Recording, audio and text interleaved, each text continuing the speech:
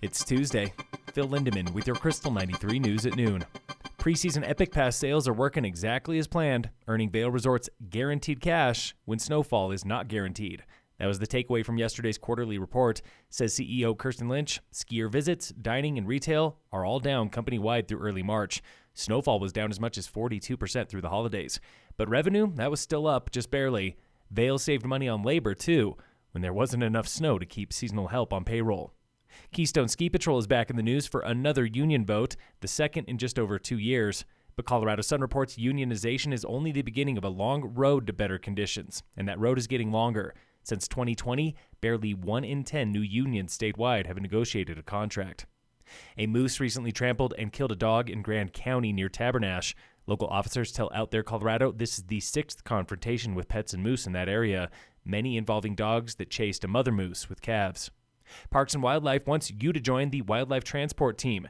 CPW officer Alex Strasser explains. The Wildlife Transport Team really is an opportunity to handle some of those calls where we can't be there because we're covering something else. And don't worry, they give you all the training you need. Volunteers like Doug Speenauer have been helping for years. Yeah, it's great. You get to interact very closely with wildlife, birds and small mammals. We don't deal with moose or any of the big animals. Learn more about the Wildlife Transport Team and other ways to volunteer this Thursday at 6 p.m. at the Senior Center in Frisco.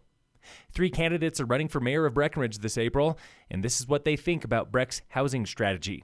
Candidate James Manella. There needs to be some management of these buildings and the people. They quickly become rundown, overcrowded, and somewhat slummish. Candidate Tom Day. We're behind the 8 ball, we're catching up, but it's taken a long time to wake people up because we've had a problem with housing for a long time. Candidate and serving councilwoman Kelly Owens. It's a huge commitment, $35 million last year, $25 million this year. We have to stay committed. Also on the Breck ballot this April are 2 questions, extending and changing terms for elected officials. Silverthorne will also have 2 questions on its ballot for a lodging tax and borrowing money. Breck and Blue River, though, they are the only 2 contested elections this year. Every other town has just enough candidates to fill empty seats.